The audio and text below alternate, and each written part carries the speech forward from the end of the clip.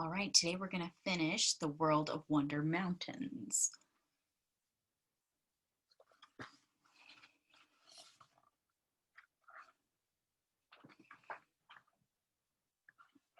Mountain songs. Farther up the slopes of the Rockies, shaded spring sunlight dapples the floor of the spruce forest. The air is filled with the sharp, fresh scent of pine needles. The chirp, chuck, chirr of songs is all around as tiny birds hop from branch to branch. Chickadee! A black-bibbed boral chickadee chirps and darts about, pecking insects from branches. It hears a twig snap and quickly pops into its nesting hole to hide. Scuttering silently by the forest floor, a little winter wren forages for food. It bobs and twitches, holding its stumpy tail up in the air as it jabs its pointed beak under logs in search of bugs. It lets out a chatter and trill of high-pitched notes, then creeps away. Tee-tee-tee! There's a flash of bright orange as a tiny gold-crowned kinglet flits to a higher branch. This male quickly flashes the feathers of his golden crown and gives another high-pitched twitter before disappearing among the pine needles. Chirp! Can you hear that whistle of a varied thrush before it fades away? This long-legged, orange-breasted bird uses its beak to pick up fallen leaves as it searches for beetles, ants, and spiders.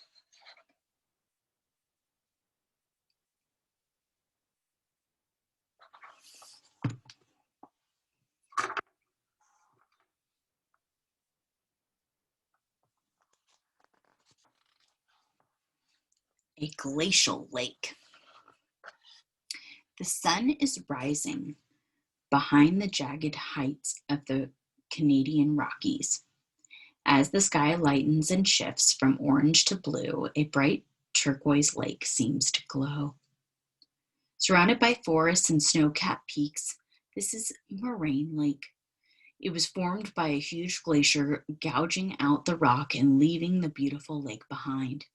Piles of boulders from landslides farther up the mountainside are scattered around its shores. Moraine Lake's deep blue-green sheen comes from the glaciers in the mountains high above.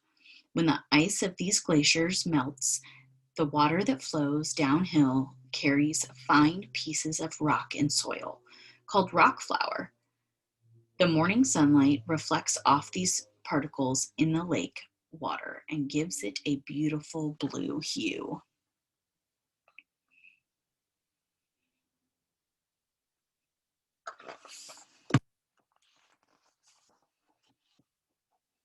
Striped and stealthy. A slender shape slips through the undergrowth in the woods like a lake, the scaly black back striped with yellow slithers through the scrubby, dry grass. A common garter snake is searching for food. She has waited for the sun to warm the ground and her scales before starting her hunt. The snake flicks out her forked tongue to smell her prey. She uses her tongue to smell. Once she has scented her target, she slides soundlessly on, feeling for vibrations and watching closely with her sharp eyes. The snake may slip into the lake water to pursue her prey of fish, worms, and insects. When winter comes, the common garter will slink away to her den. There will hibernate, coiled and tangled around many other sleeping snakes until spring comes. Ooh. All right, bighorn battle. On the rocky slopes above the forest, a clashing, cracking sound echoes all around the mountains. Again and again, and it repeats with a hard, explosive smash. Smack! Crack! Two male bighorn sheep are fighting. The rams rear up on their back legs before crashing their massive curved horns together. These heavy horns are thick and rigid. Their skulls are dense and bony to protect their heads, so they are able to butt and batter for hours at a time. Bash, smash. Finally, one big horned sheep will walk away. The remaining ram now rules the mountainside.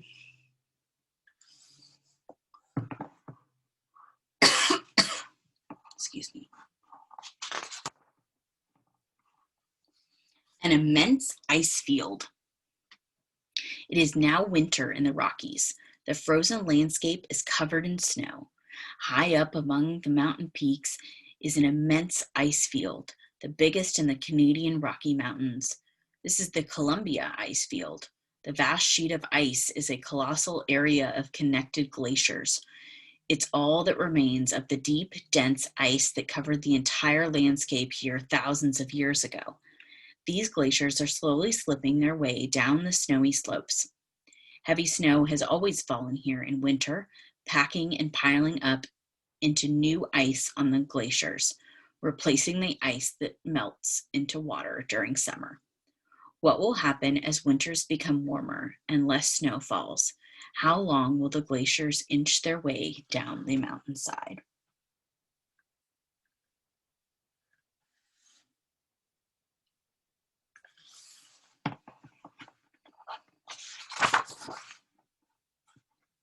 Ooh, rainbow rocks.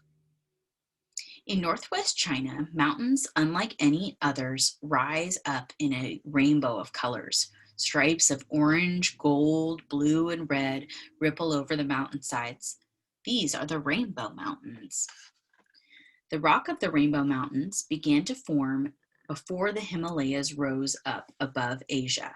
Millions of years ago, the plate of rock below India crushed into the huge plate of rock beneath China. Layers of compressed sandstone that had been colored by minerals folded upward to form the stripy slopes. Over thousands of years, wind and rain have worn away the mountainsides, revealing more of the vivid layers of rock.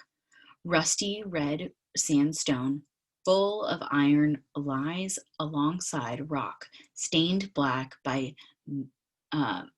magnetite, yellow by limonite, and green by chlorite. Smooth cliffs, huge towers, and gaping caves make up the colorful landscape alongside the rippling peaks. This mountain range truly is a wonder of the world.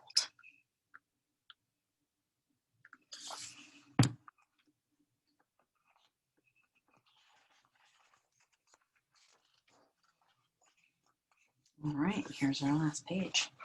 Protect our peaks. So here's a map of each of the mountains that we looked at and read about. So we have the Rockies here in Canada and all the way down into the US. Mauna Kea.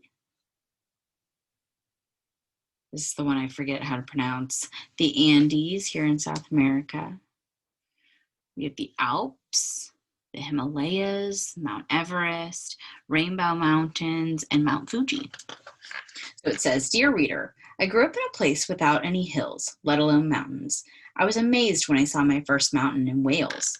Since then, I've been lucky enough to ski in the Alps and hike through the Rockies, and I would love to explore more of the mountain ranges described in this book. For millions of years, these magnificent mountains have slowly shifted and altered, grown and been worn away. But now mountains are being affected by changes that they have never faced before. Our climate is getting warmer. Higher temperatures are melting glaciers faster than they can be replaced by winter snowfall. The water from these glaciers keeps billions of people and animals alive. But if the glaciers melt too quickly, the land in the valleys below will flood. Then, when the glaciers are gone, there will be a shortage of fresh water. Without water, wildlife in the valleys and throughout the world will disappear. Humans also cutting down trees on mountainsides, leaving the slopes to be worn away quickly by wind and rain. Many species that live on mountains are endangered, such as the Hawaiian hoary bat, the snow leopard, and the giant Titicaca water frog. You can support organizations that help to protect mountain habitats so that these creatures can survive. Humans must start planting trees on mountainsides and stop cutting them down. We can all help to limit the rise in global temperatures by reducing the amount of energy we use and by using sustainable energy. I hope this book will inspire you to tell your friends about the ways we can work hard to care for our mountains. Together we can help to make sure that they're there for millions of years to come. Charlotte Gillian. Thanks for listening. Make sure you click the link below to tell me that you've watched this video, and let me know if you liked this book as a choice for our science class.